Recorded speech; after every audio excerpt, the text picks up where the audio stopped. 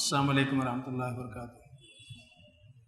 ان الحمدللہ والصلاة والسلام علی رسول اللہ وعلی آلہ وصحبہ اجمعین ومن تبعهم بإحسان إلی یوم الدین۔ قال اللہ تعالی اعوذ باللہ من الشیطان الرجیم بسم اللہ الرحمن الرحیم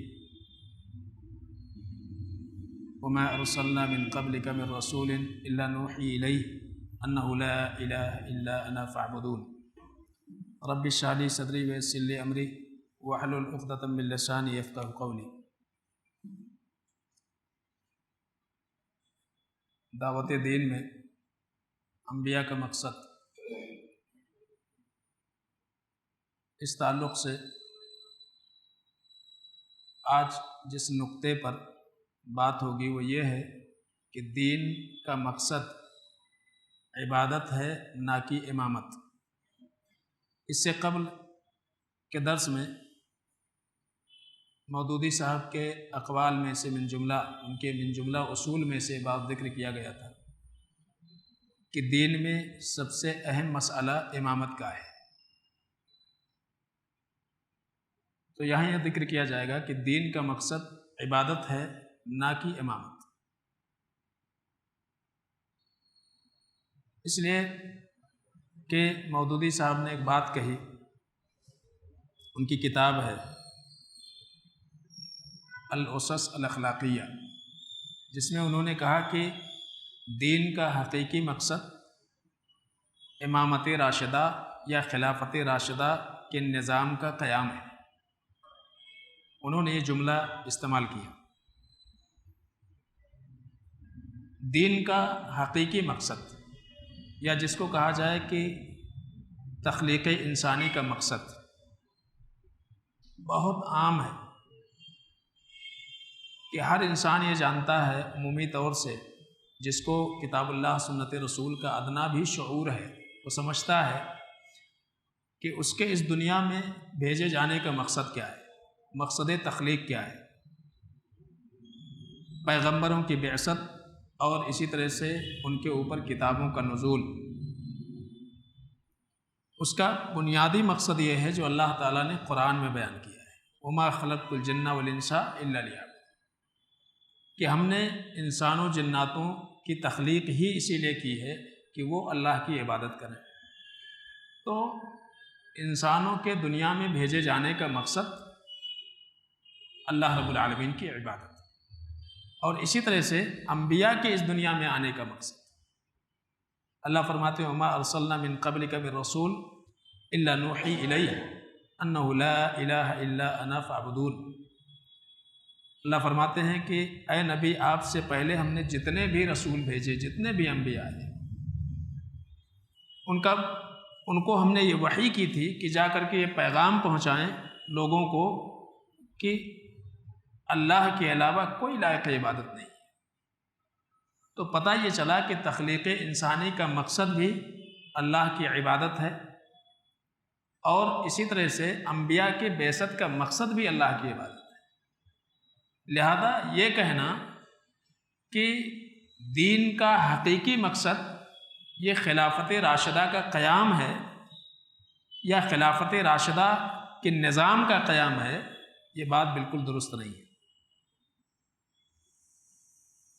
یہ انسانی مقصد ہو ہی نہیں سکتا ہے، اور خاص طور سے مودودی صاحب نے جو بات کہی کہ امامت اور خلافت یہ دین کا حقیقی مقصد ہے اور انسانی زندگی کے اہم بلکہ اصل الوصول مسائل میں سے، یہ بات کتاب و سنت سے کہیں ثابت نہیں ہوتی ہے۔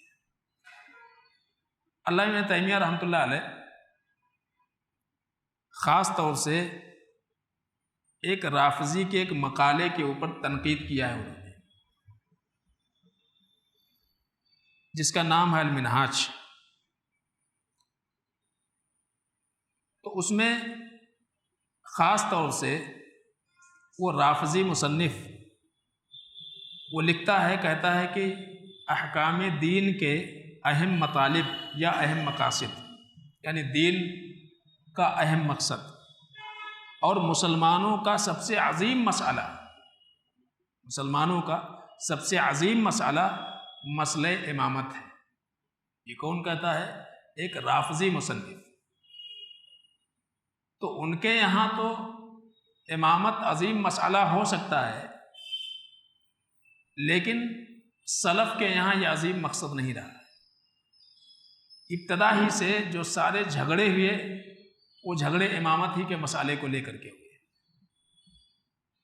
آج اگر شیخین یعنی حضرت ابوبکر صدیق رضی اللہ تعالیٰ عنہ اور عمر بن الخطاب رضی اللہ تعالیٰ عنہ اور عثمان غنی رضی اللہ تعالیٰ عنہ کو اگر مطعون کیا جاتا ہے تو ایک ہی بنیاد اس کی ہے، وہ ہے مسئلہ امامت، کہ حضرت علی رضی اللہ تعالیٰ عنہ کی خلافت یہ اللہ کے نبی صلی اللہ علیہ وسلم کے بعد تھی، لیکن ان لوگوں نے غصب کر لیا، چھین لیا، تو اول امام، سب سے پہلا امام جو رافضی مانتے ہیں وہ حضرت علی رضی اللہ تعالیٰ عنہ کو مانتے ہیں، اور اس کے بعد وہیں سے امامت کا ان کا سلسلہ شروع ہوتا ہے، 12 امام مانتے ہیں۔ تو یہ کہا جائے کہ کبھی ذکر ہوگا انشاءاللہ کہ امت کے اندر اختلاف کا ایک بہت بنیادی سبب امامت کا مسئلہ رہا ہے۔ جتنے بھی اختلافات عام طور سے آج امت اگر بنیادی طور سے دیکھا جائے تو جو حنفیت، شافعیت، حنبلیت، مالکیت اس میں جو بٹی ہوئی ہے، اس کے پیچھے کیا ہے مسئلہ امامت۔ تو سب سے پہلے امت کے اندر جو اختلاف پیدا ہوا وہ اختلاف مسئلہ امامت ہی کو لے کر کے تھا، کہ حضرت علی رضی اللہ تعالیٰ عنہ کہ امامت کے مسئلے سے لے کر کے معاملہ شروع ہوا، اور اس کے بعد یہ سلسلہ رکا نہیں، پھر حنفیت، شافعیت، مالکیت یہ ساری چیزیں شروع ہوئیں، اور ہر ایک نے اپنے امام کو برتر کرنے کے لیے یا اس کی برتری ثابت کرنے کے لیے بہت بڑی جرات کی، کتاب اللہ، سنت رسول کی منمانی اپنے اعتبار سے تعبیل کی، اور بہت ساری موضوع اور من گھڑت باتیں اللہ کے نبی صلی اللہ علیہ وسلم کے جانب منسوب کر کے بیان کر دیا۔ تو ایک بہت بڑا مسئلہ یہاں سے شروع ہوتا ہے، مسئلہ امامت، جو امت میں اختلاف کا ایک بنیادی سبب ہے۔ تو جو بات ایک رافضی مصنف لکھتا ہے کہ اس دور کے مسلمانوں کا یا ابتدا سے مسلمانوں کے درمیان سب سے بڑا مسئلہ اگر کوئی ہے تو وہ مسئلہ امامت کا ہے، امامت کا مسئلہ ہے، اور خاص طور سے مودودی صاحب نے بھی وہی جملہ یا وہی بات کہی ہے، بس تھوڑا سا انداز الگ ہے۔ کہتے ہیں کہ دین کا حقیقی مقصد یہ امامت اور خلافت ہی ہے، تو بات وہی ہے۔ اور خاص طور سے اس نے یہ کہا کہ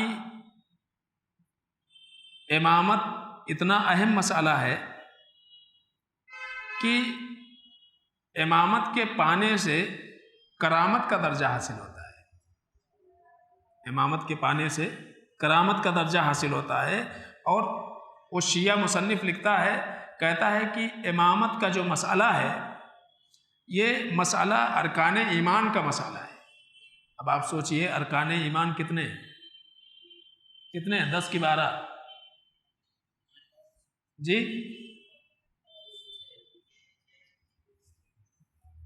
6 ہے نا بھائی، تو ارکان ایمان 6 ہیں، اور یاد بھی ہوگا انشاءاللہ، ہے نا؟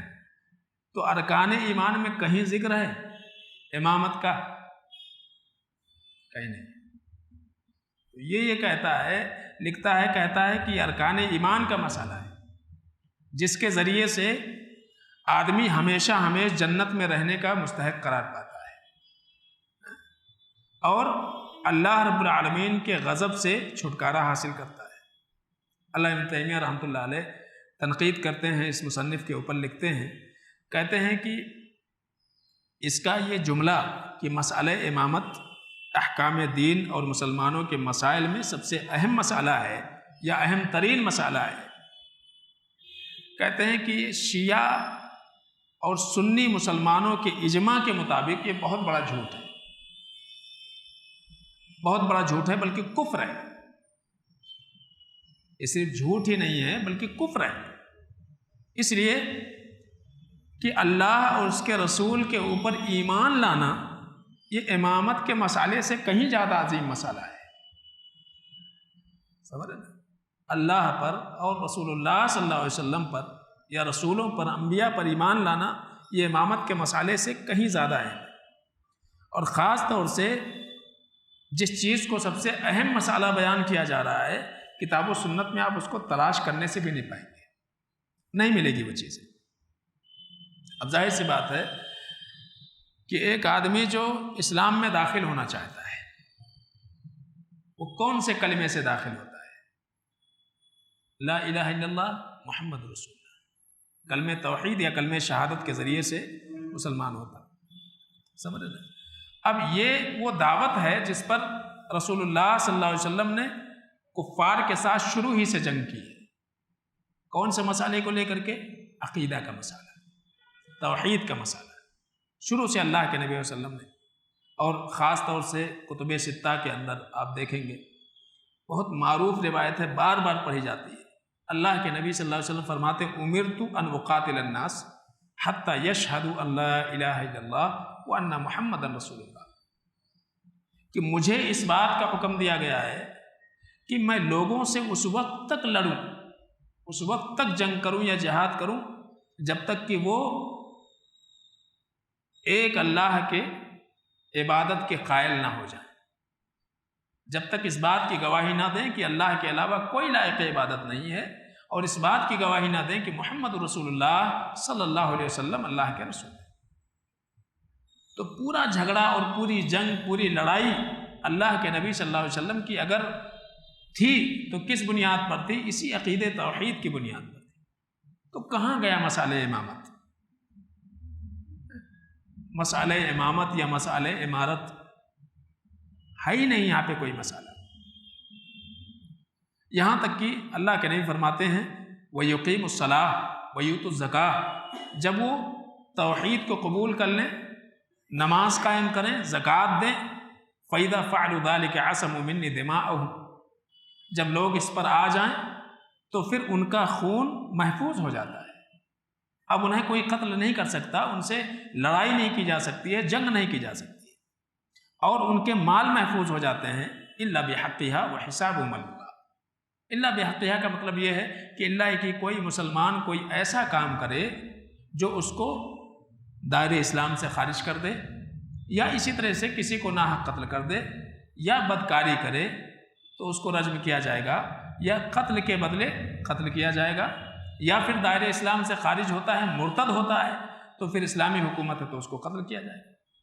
ورنہ لا الہ الا اللہ، کلمہ لا الہ الا اللہ کی گواہی کے بعد اور اس کے تقاضے پہ عمل کے بعد کسی مسلمان سے جنگ نہیں کی جا سکتی ہے۔ اسی طرح سے قرآن عزیز میں اللہ رب العالمین نے ارشاد فرمایا فَإِذَا انْسَلَخَ الْأَشْهُرُ الْحُرُمُ فَاقْتُلُوا الْمُشْرِكِينَ حَيْثُ وَجَدتُّمُوهُمْ، کہ جب حرمت والے مہینے گزر جائیں تو فَاقْتُلُوا الْمُشْرِكِينَ حَيْثُ وَجَدتُّمُوهُمْ، تو مشرکین کو جہاں پاؤ انہیں قتل کرو، وَخُذُوهُمْ وَاحْصُرُوهُمْ، اور انہیں پکڑو، انہیں گھیرو، وَاقْعُدُوا لَهُمْ كُلَّ مَرْصَدٍ، اور ہر گھاٹ پر ان کے طاق میں بیٹھو کہ وہ گرفت میں آئیں۔ فَإِن تَابُوا وَأَقَامُوا الصَّلَاةَ، لیکن اگر وہ توبہ کرنے یعنی عقیدے دین اسلام پر آ جائیں اور اسلام کے عقیدے کو قبول کر لیں، توحید کو قبول کر لیں اور نماز قائم کریں، زکوٰۃ دیں، فَخَلُّوا سَبِيلَهُمْ، اللہ فرماتے ہیں پھر راستہ چھوڑ دو ان کا، پھر جنگ نہیں ہے۔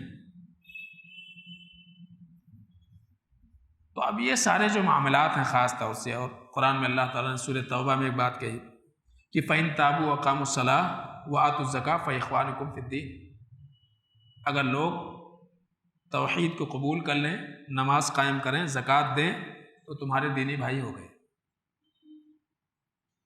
تو اللہ تعالیٰ نے توبے کی وجہ سے یعنی توحید پر آنے کی وجہ سے کفار کو مسلمانوں کا دینی بھائی بنا دیا۔ عہد نبوی میں جب کوئی کفر سے اسلام میں داخل ہوتا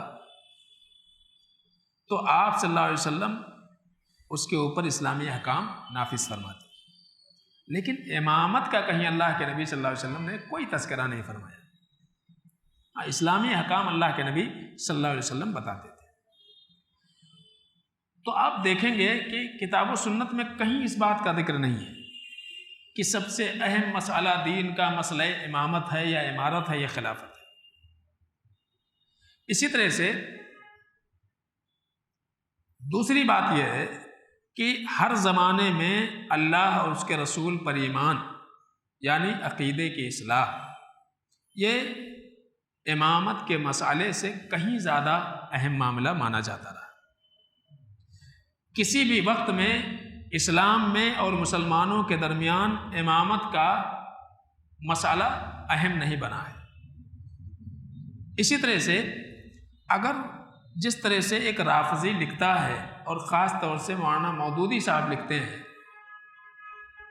تو اگر یہ اتنا ہی اہم ہوتا تو اللہ کے نبی صلی اللہ علیہ وسلم ضرور اس کا ذکر فرماتے، آپ ضرور امت کو اس کے جانب راغب کرتے، لیکن اللہ کے نبی صلی اللہ علیہ وسلم نے نماز کے احکام بتلائے، روزے کے احکام بتلائے، حج کے احکام بتلائے، اللہ پر ایمان اور اللہ کی توحید اور اسی طرح سے آخرت کے دن کے متعلق بہت ساری پیشین گوئیاں بھی اللہ کے نبی صلی اللہ علیہ وسلم نے کی، لیکن کہیں بھی یہ چیزیں ذکر نہیں ہیں کہ امامت کا جو مسئلہ ہے اتنا زیادہ اہم ہے اور اللہ کے نبی صلی اللہ علیہ وسلم نے امت کو اس کے جانب رغبت دلائی۔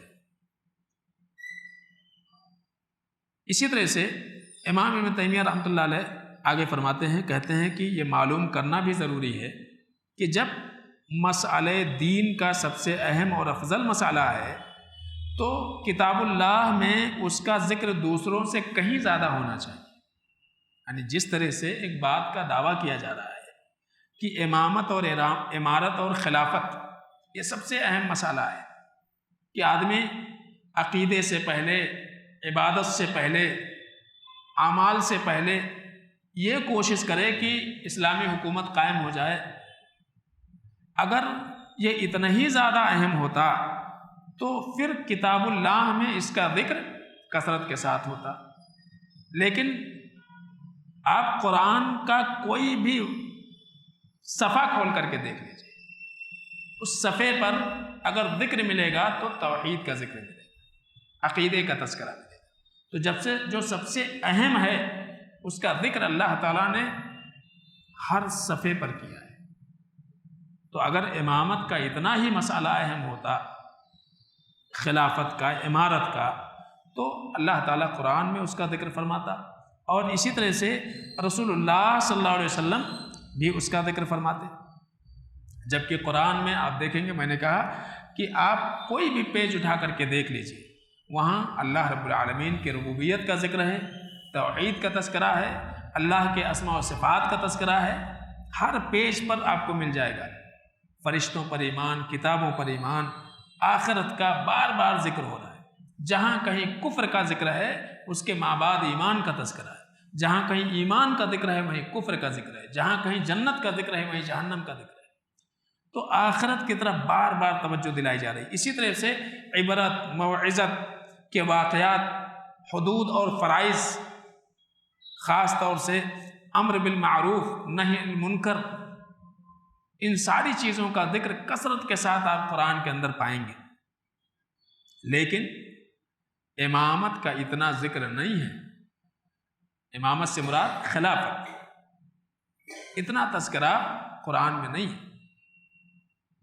تو یہ کیسے ہو سکتا ہے کہ جو سب سے افضل جس کو بتایا جا رہا ہو، یا جو سب سے افضل ہو، سب سے اہم مسئلہ ہو، یا امت کے نزدیک ایک عظیم مسئلہ جس کو بابر کرایا جاتا ہے، اس کا ذکر قرآن میں نہ ہو اور دوسری چیزوں کا ذکر بھرا پڑا ہو؟ اسی طرح سے اللہ رب العزت نے قرآن میں جب اخروی سعادت کا ذکر فرمایا تو وہاں بھی امامت کا جو مسئلہ ہے غائب ہے، نہیں ہے۔ کیا ہے وہ؟ وَمَن يُطِعِ اللَّهَ وَالرَّسُولَ فَأُولَٰئِكَ مَعَ الَّذِينَ أَنْعَمَ اللَّهُ عَلَيْهِم مِّنَ النَّبِيِّينَ وَالصِّدِّيقِينَ وَالصَّالِحِينَ وَالشُّهَدَاءِ وَالصَّالِحِينَ وَحَسُنَ أُولَٰئِكَ رَفِيقًا۔ یہاں بھی کیا ذکر ہے؟ ذکر ہے کہ جو اللہ اس کے رسول کی اطاعت کر لے تو اس کو ساتھ ملے گا، ہم نشینی ملے گی، معیت ملے گی، کس کی؟ انبیاء کی، صدیقین کی، شہداء کی، صالحین کی۔ اللہ فرماتے ہیں وَحَسُنَ أُولَٰئِكَ رَفِيقًا، کیا ہی بہترین ساتھ ہوگا۔ کہاں ہے یہاں حکومت کا، خلافت کا، کہاں ذکر ہے اس کا؟ تو یہ سب سے بڑی سعادت ہے جو اللہ نے ذکر فرمایا ہے۔ اسی طرح سے اللہ نے فرمایا وَمَن يُطِعِ اللَّهَ وَرَسُولَهُ يُدْخِلْهُ جَنَّاتٍ تَجْرِي مِن تَحْتِهَا الْأَنْهَارُ، اللہ اس کے رسول کی اطاعت پر جنت کا وعدہ کیا گیا۔ خلافت کا کہاں ہے ذکر؟ حکومت کا کہاں تذکرہ ہے؟ تو یہاں بھی جنت، اصل مقصود ایک مومن کا کیا ہے؟ وہ اپنے اصل گھر کی طرف چلے جائے، اصل گھر میں چلے جائے جہاں سے نکالا گیا۔ کہاں سے نکالے گئے؟ جنت میں سے، ہے کہ نہیں؟ حضرت آدم علیہ السلام کو اللہ نے پیدا کیا، پیدا کرنے کے بعد کہاں رکھا؟ جنت۔ تو اسی جنت میں جانا ہے، وہی اصل مقصود ہے۔ اللہ فرماتے ہیں کہ اللہ اس کے رسول کی اطاعت کر لو، جنت مل جائے گی۔ یہاں کہاں ذکر ہے کہ حکومت قائم کر لو جنت مل جائے گی؟ خلافت قائم کر لو اسلامی جنت مل جائے گی؟ کہاں ذکر ہے؟ تو اللہ اس کے رسول کی اطاعت میں انبیاء کی ہم نشینی مل رہی ہے، صدیقین کی ہم نشینی مل رہی ہے، شہداء کی، صالحین کی ہم نشینی مل رہی ہے۔ یہاں اللہ اس کے رسول کی اطاعت پر اللہ فرماتے یدخلہ جنات تجری من تحتها الانہار، اللہ اس کے رسول کی اطاعت کرنے والوں کو اللہ ایسی جنتوں میں داخل کریں گے جس کے نیچے نہریں جاری ہیں، خالدین فیہا، اللہ فرماتے کبھی نکالے نہیں جائیں گے، ہمیشہ ہمیشہ اس میں رہیں گے۔ وذالک الفوز العظیم، اللہ فرماتے سب سے بڑی کامیابی یہی ہے۔ تو ایک آدمی جنت حاصل کر لے اور جہنم سے بچ جائے، اس سے بڑی کامیابی کیا ہو سکتی ہے؟ تو اللہ تعالیٰ نے آخرت کے خوش نصیبوں کا تذکرہ فرمایا، تو اللہ اس کے رسول کی اطاعت کرنے والے ہی ہوں گے وہ لوگ جو خوش نصیب، جن کا ذکر فرماؤ من یطع اللہ والرسول فاولئک مع الذین انعم اللہ علیہم، خوش نصیب لوگوں کا اللہ نے ذکر فرمایا۔ تو وہاں بھی کیا ذکر ہے؟ اللہ اس کے رسول کی اطاعت کرنے، اور خاص طور سے کہا گیا ومن یعص اللہ ورسولہ ویتعد حدودہ یدخلہ نارا خالدا فیہا، جہاں ساتھ میں ترغیب ہے کہ اللہ اس کے رسول کی اطاعت کرنے والوں کو اللہ جنت میں داخل کرے گا، وہیں ساتھ میں یہ بھی ذکر ہے کہ اللہ اس کے رسول کی نافرمانی کرنے والے اور اللہ کے حدود کو پامال کرنے والے، اس سے تجاوز کرنے والے، ان کو اللہ جہنم میں داخل کرے گا۔ تو اللہ اس کے رسول کی نافرمانی کرنے والے، حدود الہی سے تجاوز کرنے والے جو لوگ ہوں گے، وہ ظاہر سی بات ہے جہنم میں ہوں گے۔ تو نیک بختی اور خوش بختی اور بدبختی دونوں کے درمیان حد فاصل کیا ہے؟ اللہ اس کے رسول کی اطاعت۔ ایک آدمی اگر جہنم میں جا رہا ہے اور دوسرا آدمی جنت میں جا رہا ہے، وجہ کیا بن رہی ہے؟ اللہ اس کے رسول کی اطاعت اور اللہ اس کے رسول کی نافرمانی۔ تو یہ سب سے زیادہ اہم مسئلہ ہے جو قرآن بار بار ذکر کر رہا ہے۔ اب اگر کوئی کہے کہ امامت بھی یا امامت کی فضیلت کی انتہا زیادہ سے زیادہ نماز، روزہ، حج جیسے دیگر فرائض کی سی ہوگی جو کہ اللہ اس کے رسول کی اطاعت میں داخل ہے، تو وہ تنہا دین کا سب سے اہم مقصد اور مسلمانوں کا سب سے اہم مسئلہ نہیں بن سکتا ہے، یہ سب سے اہم مسئلہ نہیں ہو سکتا ہے۔ اسی طرح سے علامہ ابن تیمیہ رحمۃ اللہ علیہ کہتے ہیں کہ امامت کا مسئلہ ایمان کا ایک رکن ہے، جیسا کہ رافضی کہتا ہے مصنف جس کی وجہ سے ایک انسان ہمیشہ ہمیشہ جنت میں رہنے کا مستحق بنے گا۔ یہاں کیا ذکر ہے کہ اللہ اس کے رسول کی اطاعت کرنے والے کہاں رہیں گے؟ ہمیشہ ہمیشہ جنت میں رہیں گے۔ نافرمانی کرنے والے کہاں جائیں گے؟ ہمیشہ ہمیشہ جہنم میں جائیں گے۔ تو یہ کہنا کہ امامت اور خلافت کا مسئلہ اتنا اہم ہے کہ ایمان کا حصہ ہے اور اس کی وجہ سے ایک آدمی ہمیشہ ہمیشہ جنت میں رہے گا، تو سوال یہ ہے کہ امامت کو ارکان ایمان میں داخل کرنے والے ہیں کون لوگ؟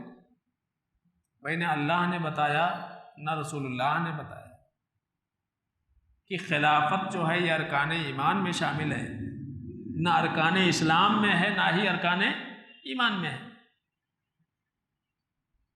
تو اصل دین جس کو حضرت جبریل امین سکھانے آئے تھے وہ کیا تھا؟ اللہ کے نبی صلی اللہ علیہ وسلم کے پاس حضرت جبریل امین انسانی شکل میں آئے تو کیا بتایا آپ کو؟ ارکان اسلام اور ارکان ایمان کا ذکر فرمایا، قیامت کی کچھ نشانیاں بیان کی، اور جب وہ جانے لگے تو اللہ کے نبی صلی اللہ علیہ وسلم نے ایک جملہ کہا، جانتے ہو کون ہے؟ کہا کہ نہیں۔ کہا جبریل امین ہے، یہ تمہیں تمہارا دین سکھانے آئے۔ تو اللہ کے نبی صلی اللہ علیہ وسلم نے ارکان ایمان اور ارکان اسلام کو دین کا اور احسان کا ذکر ہے۔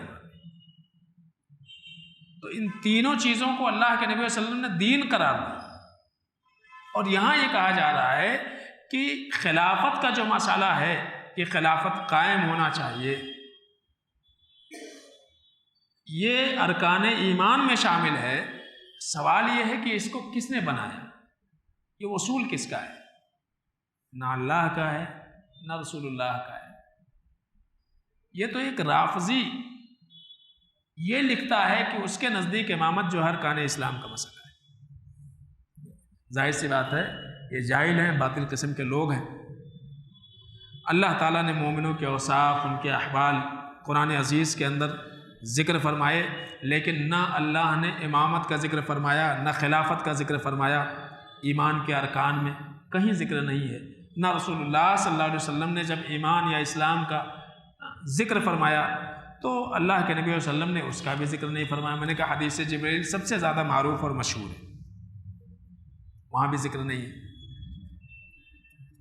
تو اس سے پتہ یہ چلا کہ یہ دعویٰ کرنا کہ امامت کا مسئلہ سب سے زیادہ اہم مسئلہ ہے، ایک بہتان ہے شریعت کے اوپر، اللہ کے اوپر، رسول اللہ کے اوپر۔ شیخ الاسلام علامہ ابن تیمیہ رحمۃ اللہ علیہ وہ لکھتے ہیں، کہتے ہیں کہ مودودی صاحب اور جو رافضی ہے جس کا ذکر ہوا، دونوں میں کوئی فرق نہیں ہے، دونوں میں کوئی فرق نہیں ہے، دونوں کا دعویٰ ایک ہی ہے۔ تو کہنے کا مقصد، بلکہ اگر غور کیا جائے جملے کے اوپر تو مودودی صاحب کا جو دعویٰ ہے یہ رافضی سے بھی بڑا دعویٰ ہے، ان سے بھی بڑا دعویٰ ہے، کیونکہ رافضی نے کیا لکھا؟ اس نے یہ لکھا اپنی کتاب میں کہ احکام دین کا اہم مقصد، احکام دین کا اہم مقصد کیا ہے؟ امامت اور خلافت۔ مودودی صاحب لکھتے ہیں کہ ایمان کے ارکان میں سے، کتنا بڑا جھوٹ ہے یہ، ارکان ایمان بچے بچے کو معلوم ہے، اللہ پر ایمان، رسول اللہ رسولوں پر ایمان، اللہ کے نازل کردہ کتابوں پر ایمان، فرشتوں پر ایمان، اور یوم آخرت پر ایمان، اور تقدیر کے اچھے اور برے ہونے پر۔ اس میں کہاں ذکر ہے بھائی؟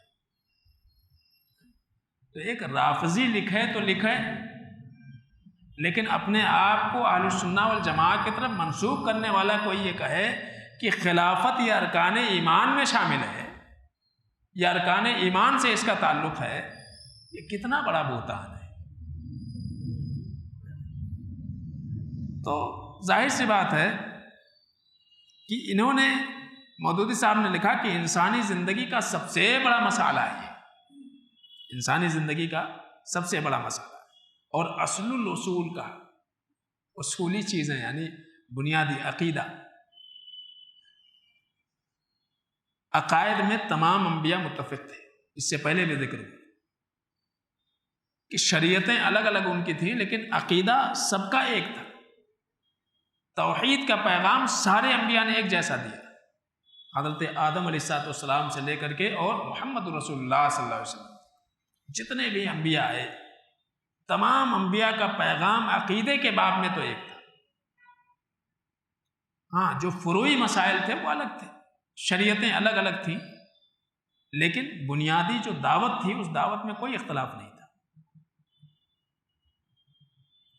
تو یہ کہنا کہ انسانی زندگی کا سب سے بڑا مسئلہ اور اصل الاصول اور حقیقی دین کی غرض و غایت یا پیغمبروں کے بھیجے جانے کا اصل مقصد یہ خلافت ہے، امامت ہے اور خلافت راشدہ کے نظام کا قیام ہے، یہ دین کے اوپر سب سے بڑا بہتان ہے، اللہ کی ذات پر بھی اور رسول اللہ صلی اللہ علیہ وسلم کے ذات پر. تو خاص طور سے نوجوانوں کو اس طرح کی باتیں اور اس طرح کی کتابوں سے اپنے آپ کو بچانا چاہیے، اور خاص طور سے اس طرح کے جو لوگ افکار رکھتے ہیں، چاہے وہ اسرار احمد صاحب ہوں یا مودودی صاحب کی کتابیں یا سید قطب کی کتابیں یا ان کے آڈیو ویڈیوز، یہ سراسر نوجوانوں کے ذہنوں کو خراب کرنے اور ان کے ذہنوں میں بغاوت کی چنگاری پیدا کرنے کی ایک بہت بڑی چال ہے کہ اصل جو مقصود ہے توحید اور عقیدے کی اصلاح، اللہ کی عبادت اور دینی طور سے اپنی تربیت اور اصلاح، اس کی طرف آدمی توجہ نہ دے بلکہ اس کی زیادہ تر توجہ اس بات پر ہو کہ حکومت کیسے قائم کی جائے.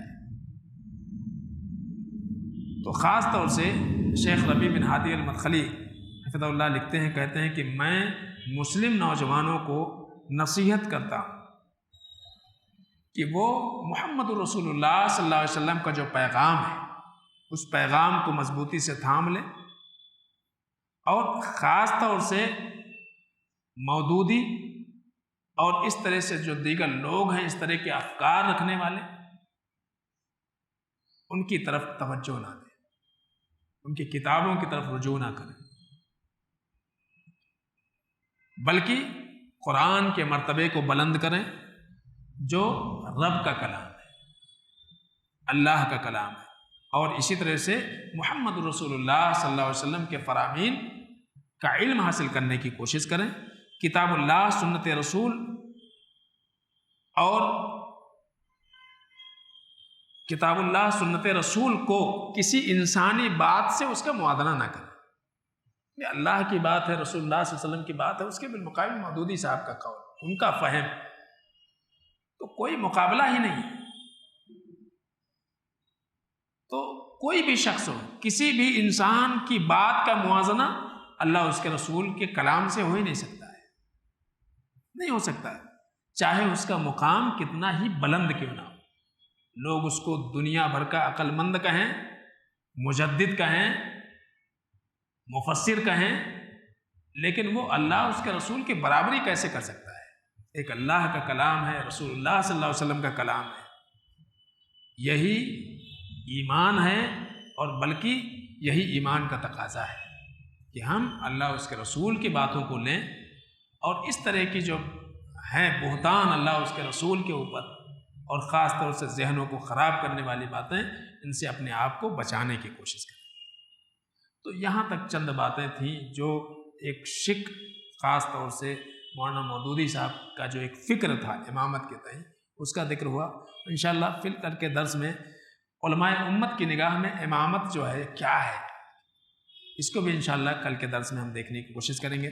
اللہ سے دعا ہے کہ العالمین ہم سب کو حق سمجھنے عمل کرنے کی توفیق